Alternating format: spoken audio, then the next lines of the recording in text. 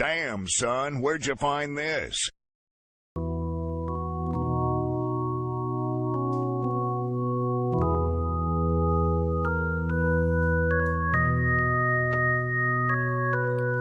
You're here, still here. Some are gone, brothers, sisters, and moms. Someone you love, he had enough. He went back to drugs, I guess he had enough. Feel when the lights go down, you are still here, all you hold dear remain. I feel when the lights go down, you are still here, all you hold dear remain. Come.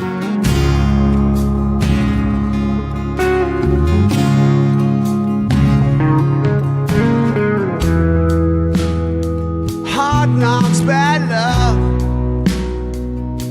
You've been knocked down,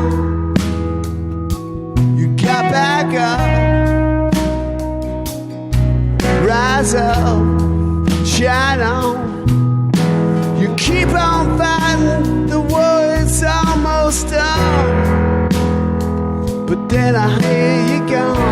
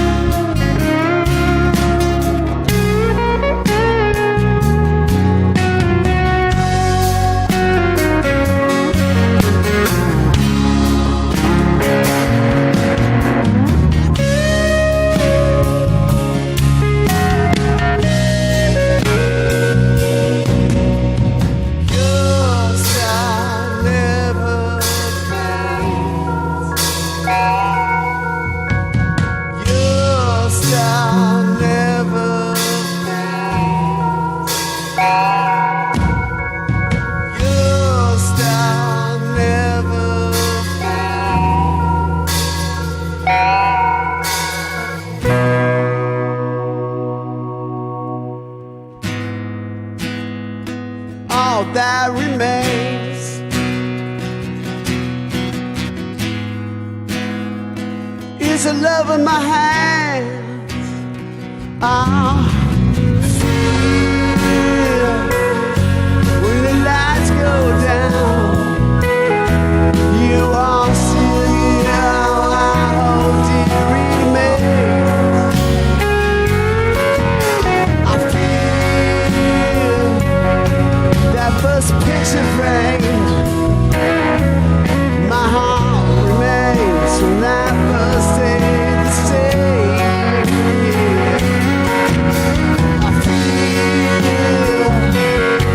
when the lights go down, you are still here, all you did remain.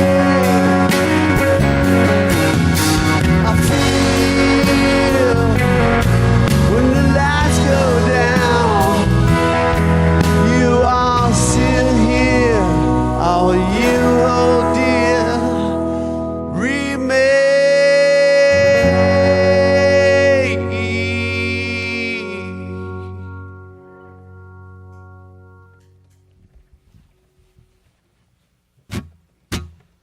Talking heads, wasting dollars, like doing crack day after day, dropping taxes on business ballers. It'll work this time, they say.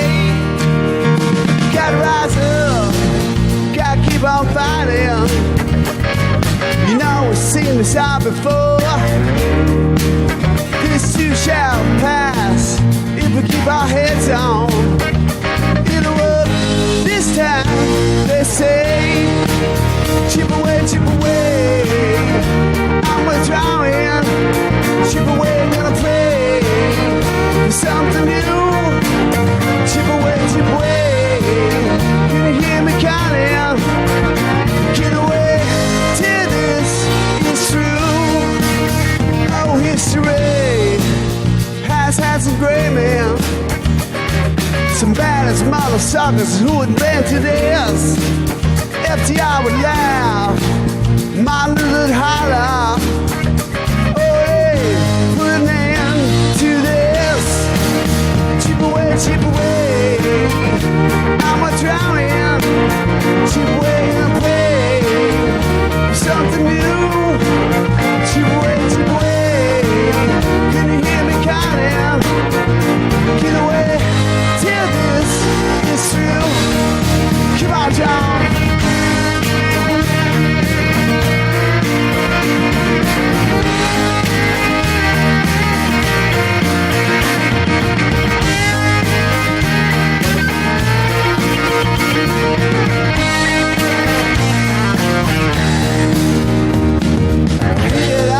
Nowadays, Earth is flat, or so they say.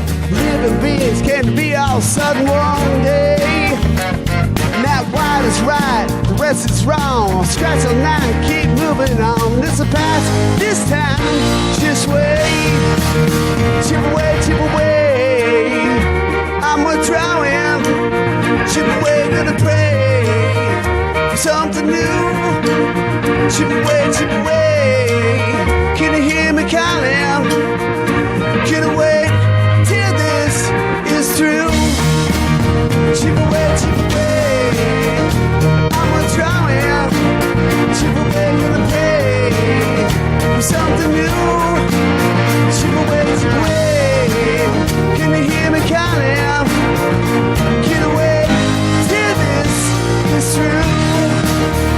And I hope you won't get fooled.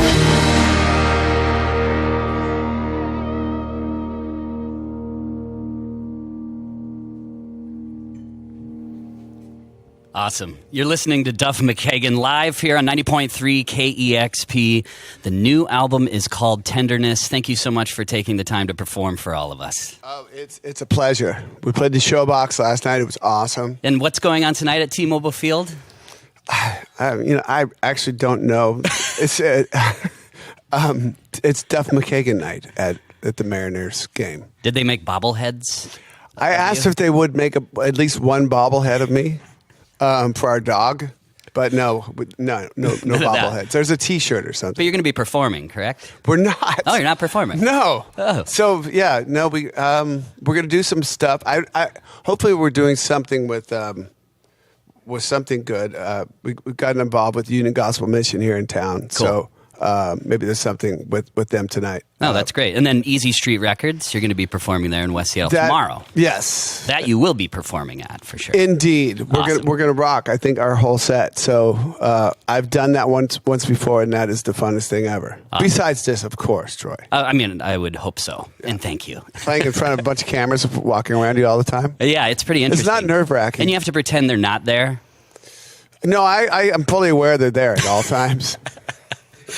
Well, obviously, Duff, you have some deep history, not only in music in general, but Seattle specifically. Of course, you grew up here and currently reside here, but you were the very first drummer for the Fastbacks. Indeed, I was. And Kurt Block has become a friend of mine over the years. In fact, I play in a band with Kurt Block. I'm in his band called Full Toilet. Oh, I've been asked to play on Full Toilet in the band. They've asked me to join. You've asked me to join your band. Over email. Well, what's funny is they asked me to fill in on bass 3.5 years ago, and I'm still filling in. For me. I guess I'm filling in for you. Cool. But you are welcome to step in whenever you want, because I know that you have aspirations of being in a band called Full Toilet. I mean, I was in the Farts. Exactly. So, kinda, the Farts, Full Toilet. Yeah. Some things never change. Once you get older, yeah, you feel, I guess, never mind. You go down that rabbit hole for a while. Well, speaking of the beginnings. Sorry, Aubrey. Speaking of the beginnings, when you were 11 years old, you bought a Pat Travers record solely based on what the cover looked like. And then lo and behold, it was a great record. Would you say that was one of the first sparks that lit the fire for your love of music? I mean, no. I grew up in this huge family. I was the youngest of all of them. So I grew up to music. I grew up to the Stones and Zeppelin and Sly and the Family Stone. And but by the time I was 12, I wanted something of my own. If you're in a family of 8 kids, you want something of your own. And the Pat Travers record and the Kiss Alive 1 record, just for the cover. I got home with Kiss Alive 1. I'm like, what? This is a live record? What a ripoff. But that 3-chord rock of Kiss coincided right at the same time I met a kid with a mohawk, and I saw the first Mentors and DOA flyers up, and punk rock is brand new in Seattle, and I went that direction. It's interesting, the album covers, it's almost like you could hear what the music sounded like before you even listened to it. Your imagination, because obviously pre-internet you couldn't sample, the music, but you would see the cover in record stores and just be like, wow. Yeah, indeed. And that was really intriguing. You moved to LA in 1984. What can you tell the listeners the difference in attitude between bands at that time? Oh, yeah. From Seattle to LA. So Seattle, bands would help each other out, and you'd borrow each other's gear, rehearse at each other's, basements or whatever, and teach each other riffs, and help each other fold up you made a single. You'd fold all the sleeves, you'd glue them, and every band would kind of pitch in. You made a single, cool. Well, I'll come over and help fold up the things and get them out. I got to LA and it was really super competitive. People were stealing your gear, and it was a different thing. Very, it's a big world. It was a big city, competitive, fighting to get to the top. Here, it wasn't that way at all. It's like, I'll help you get to the top if you're going that way. But unfortunately, at the time when I left, the reason I left, a huge influx of heroin, which is no secret to you or anybody in the city, came in at about 82 or so. And I had a choice of get out now or kind of get swallowed up in that thing. And so I went to LA and to get away from the from the drugs and the heroin. Smart move. I did figure out you can't pull a geographical on stuff, and I did learn a lot from that. But I met the guys. I met Slash right away when I moved to LA and through an ad, and Izzy moved across the street from me, and met Axl straight through Izzy, and the rest is kind of history. Happened pretty fast. It did, yeah. I love the story. You went down to L.A. with a guitar and a bass guitar. Mm-hmm. And do you think it was absolute divine intervention that cops all of a sudden showed up at your little apartment because the guitar you had was actually stolen from somewhere 7 years previous, and it wasn't you, and it wasn't the person who sold it to you, but they tracked it down and they took it away from you, leaving you only with a bass guitar? I got that guitar that was stolen from 7 years earlier from Kurt Bloch, by the way. Not that he stole it. Not that he stole it, but we traded guitars. He's like, I think you'd like this guitar. It was a BC Rich, I don't even know what it was called, but it was like a Johnny Thunders guitar. Closest we could get. We couldn't afford a Gibson anything. So I couldn't. And that guitar, the cops showed up at my crappy little apartment with cockroaches. The door opens, cockroaches just scatter. And they said, you have this guitar. I do. We're going to take it from you. They could tell I was just too young to have stolen it 7 years prior. True. And I was too poor. They just felt bad, and they just took the guitar and left. That's amazing to me. And how they tracked it down. Here's how they tracked it down, because I had a job. You get paid on Friday. My rent was due on Wednesday.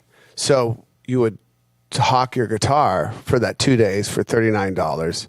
You could make the rent, and then you get your paycheck, and you could go get your guitar out of hawk, pay your rent.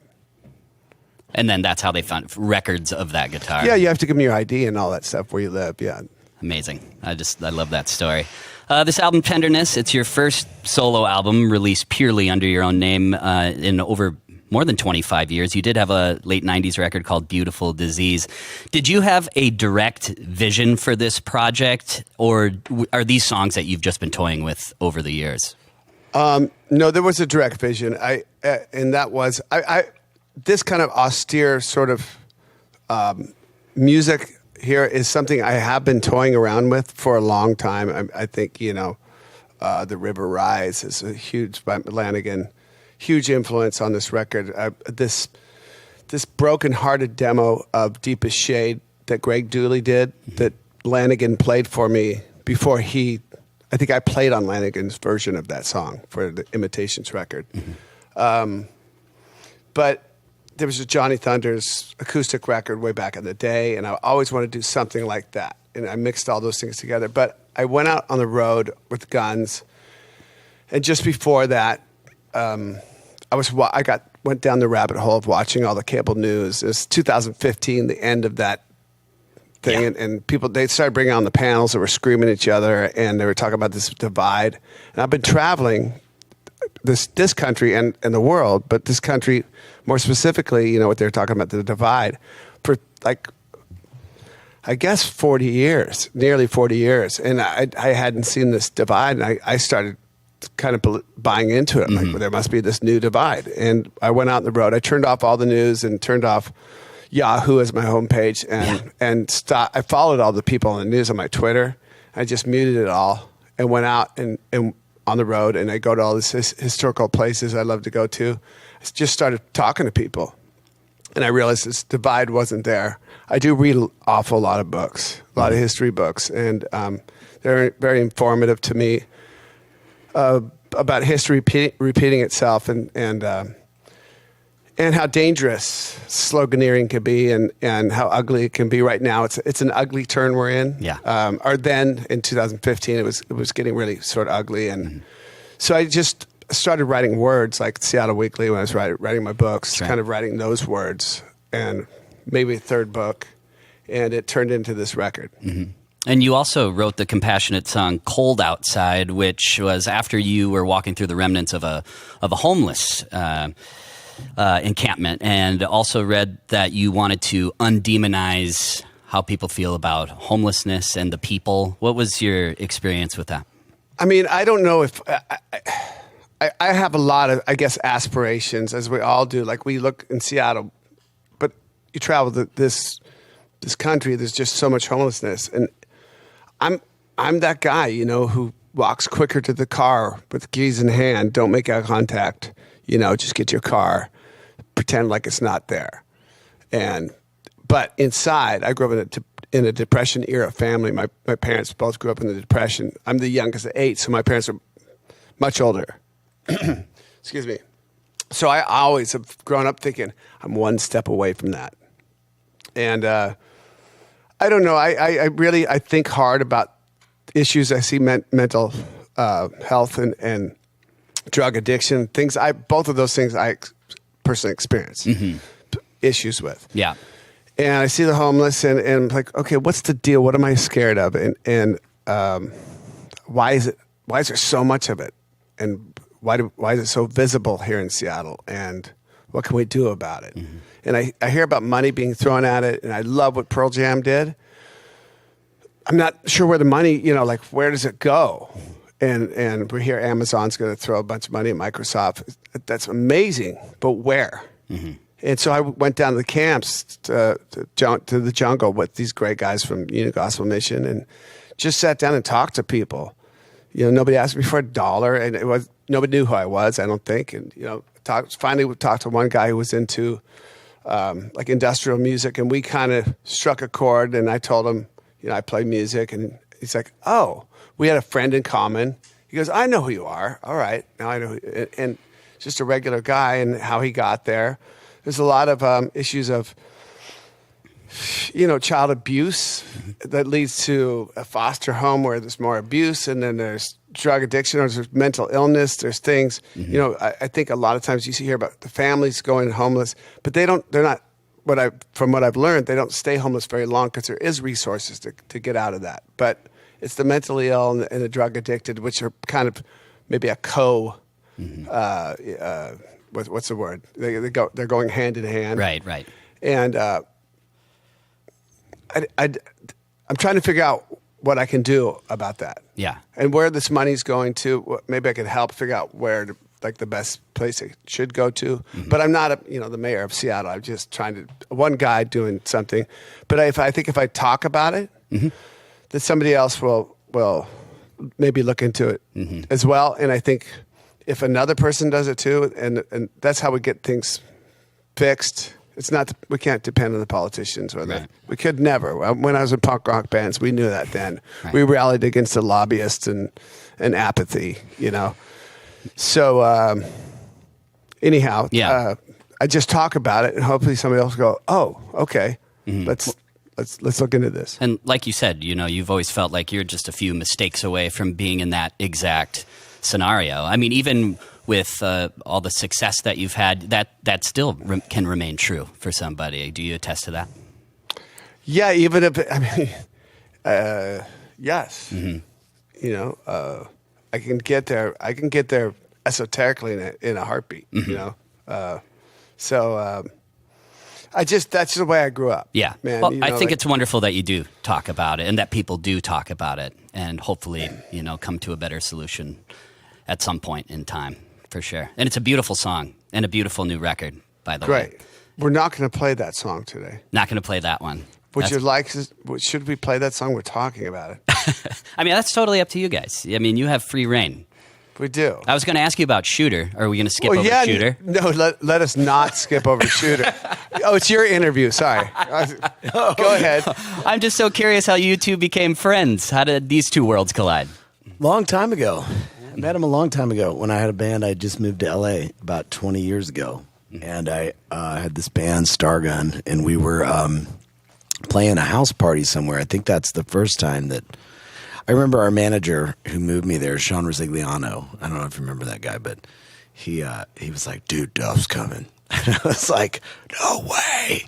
You know what I mean? Like, couldn't have been more pumped about the meeting you at that point, But then we became friends, and then we did some shows with Loaded and did some other things. And just kind of would over the years, I mean, we both live in the same town, and we had mutual friends, and we'd kind of just see each other out and about over the years, and then this kind of happened, and it was perfect. I mean, like, when the word came about doing a record with Duff, like, I was immediately excited because I always liked the stuff that he sang. I loved the Johnny Thunders cover on Spaghetti Incident, and like I like immediately was just always attracted to his deal in that band. Do you know what I mean? So sure. Like to have known him and this come together, it was just like I was just very excited from day one. I was like, because I think this is going to work really well. When I was talking to Brian and you in the beginning, I think the musical sensibilities are just too easily matched. Do you know what I mean? In other words, he brought my crappy demos to this to life, to this lush place, and he understood it. The thing is, he understood it. We became fast friends, like you said, 20 years ago. We remained these easy friends. And then, but we've never worked together. So that's another level of, will it work or not? Yeah. And going up to his house with my acoustic guitar and he with his piano, like in the first minute and a half, we knew it was going to work. And we did hear the bells and whistles and all the things, and the austerity and the importance, I think, of the subject matter. And but this record is the most like the best. This is the band that's in the room right here that played on the record, and they taught me a lot about where not to play. And less is more. Less is more. That's great. Well, it's a fantastic record, and I know that myself and listeners would love to hear a couple more if that's cool with all of you. Yeah. Well, we were going to play a song by a local band. Oh, if that's okay. Absolutely. By a local band that 25 years ago, I guess, 24 years ago, Mike McCready put together a group of songs and got Lane Staley and Mark Lanigan and Barrett Martin and Baker, Mad Season. And I got the chance to play this song I filled in, I was Baker for the Seattle Symphony gig, and Chris Cornell was Lane. And so we going out to this headlining set we're doing, tour we just did. We need more songs than just our record. And it was the first time I watched that Benaroya Hall footage. And I saw the first song was River, Deceit with Chris singing it. And it's what I really mourned is watching that image. I'm standing next to him playing bass and singing Down with him, and I lost it. I cried and I called Shooter and I said, look, let's look into doing this song. And last night Mike came and joined us and played it. And so this is our version. Wonderful. You're listening to Duff McKagan live here on 90.3 KEXP Seattle. 2, 3, 4.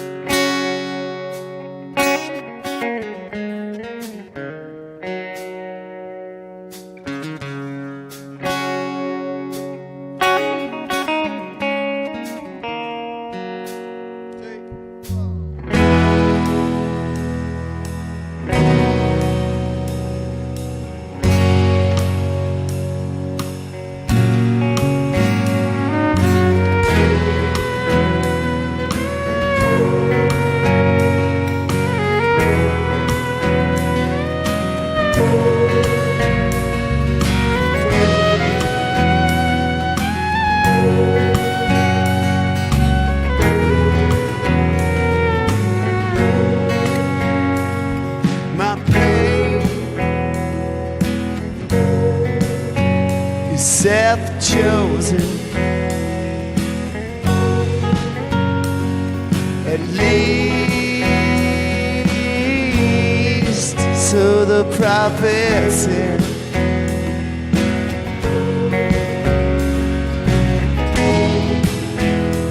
I could either burn off or cut off my pride and buy some time.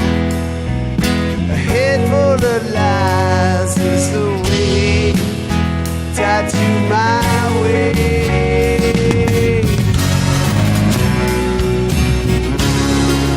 River of the sea flows down.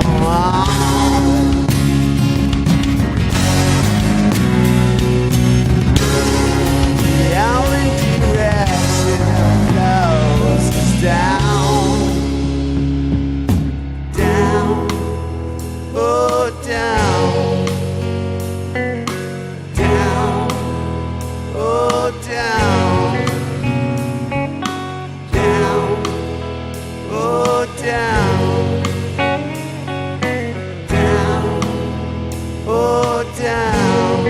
Aubrey Richmond.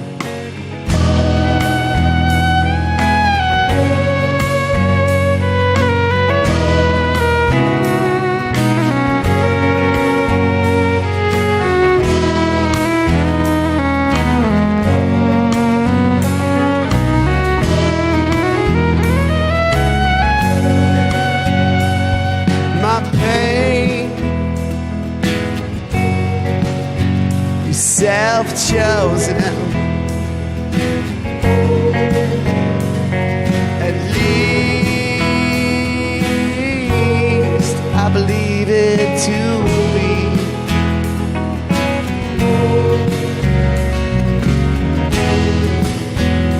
I could either drown or pull up my skin and swim to shore. Now I can grow a beautiful shell for all to see.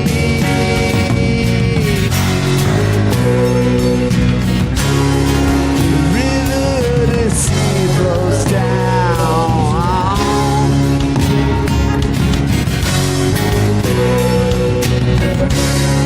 The only direction flows is down. Down, oh down, down.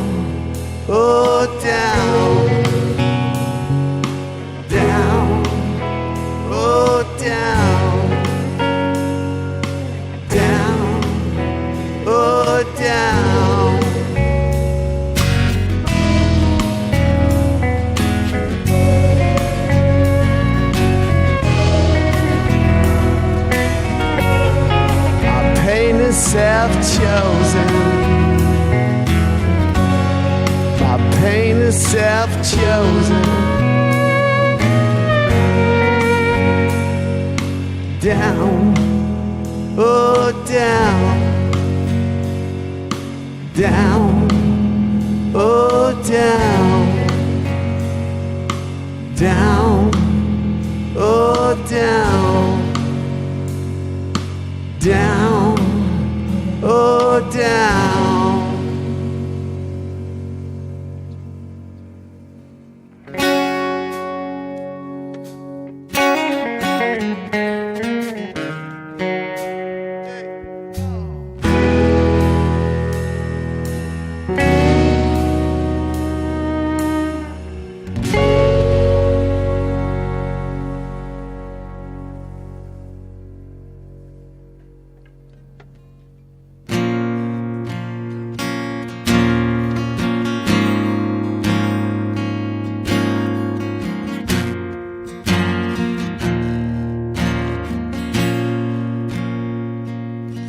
Better days, leave it all behind you.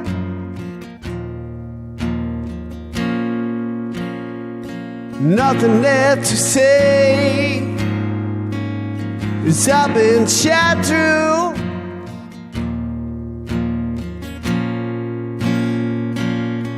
Never look back, don't look behind you. We're all done getting fooled. Look up, the sky's blue. Never look back. It might blind you. We all want the truth. We all want something new. Never look back. It will bind you. It's getting better soon. The light is coming through. Never look back. Don't look behind you. Our tenderness is true.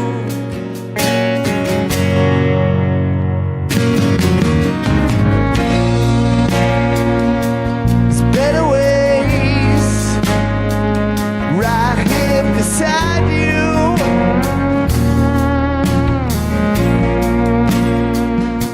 The darkest shade, it won't find you.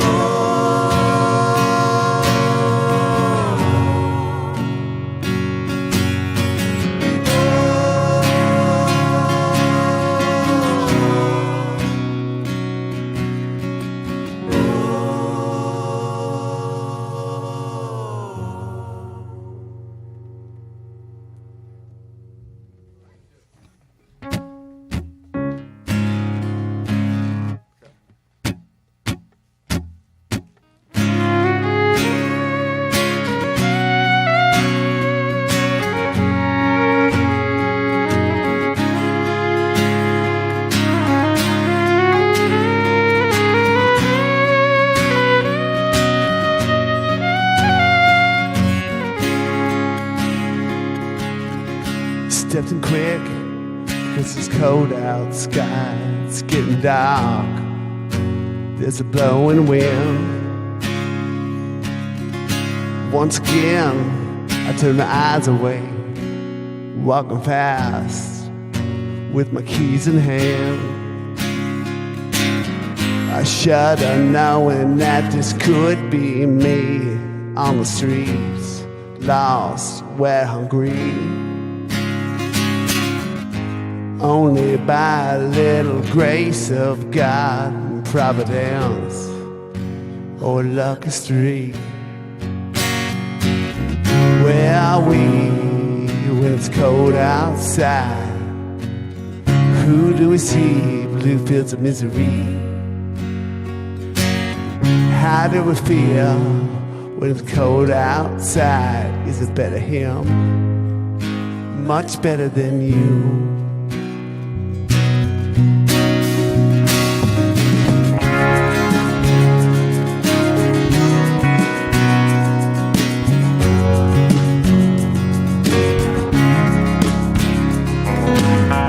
On the city streets, it's cold outside. Hell is sleet in Montgomery.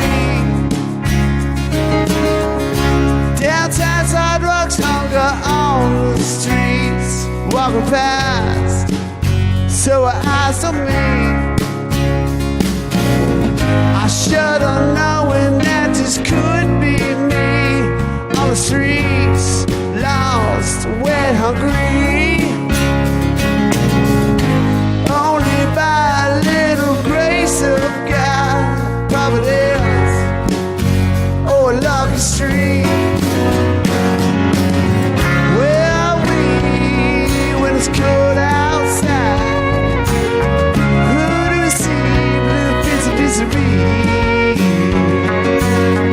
How do we feel when it's cold outside? Is it better here? Much better than you. Is it better here? Much better than you.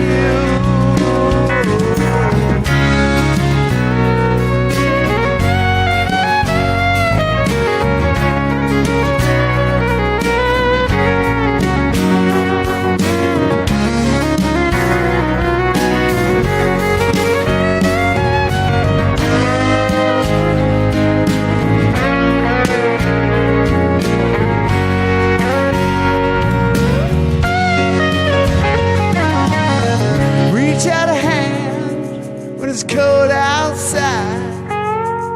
Send a little heart and sanitate. Yeah. Ain't it so damn crazy? This could be true. Easy better than you. But that's a lucky street. Yeah. Where are we when it's cold outside? Who do we see? Blue fields of misery. How do we feel when it's cold outside? Is it better here? Much better than you. Yeah.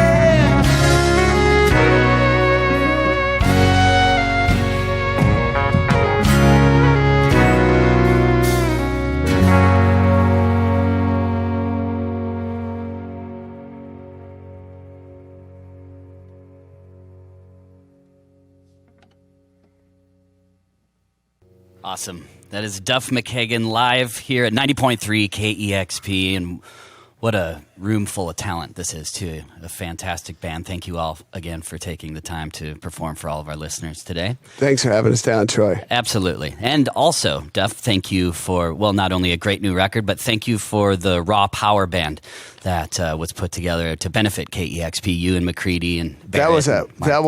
I thought like 500 people show up. Mike's like, no, 10,000. I'm like, you're in Pearl Jam world, dude. It's going to be, I'm in the real world. Yeah. 10,000 people did show up. I have never seen the market look like that before. It was incredible. And the day was perfect. It was. Mark Arm as Iggy was killer. I just want to introduce the band really quick. Please. Aubrey Richmond on the fiddle and vocals from the 509, by the way. Oh, John Schreffler on pedal steel and lead guitar and vocals. Ted Camp on bass and vocals. And Jamie Douglas on the amazing drummer we have over here. And, of course, Shooter Jennings, my partner in this whole thing. Very cool. And thank you all once again. And Duff, also, thank you for writing bass lines that are just as memorable as any lead vocal as well. It's always been a pleasure to listen to your music. Thank you so much. I appreciate it. Absolutely. That's Duff McKagan live here on 90.3 KEXP Seattle.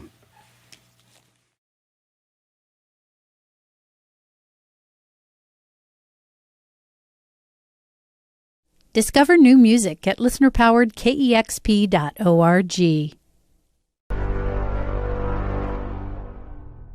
Damn, son, where'd you find this?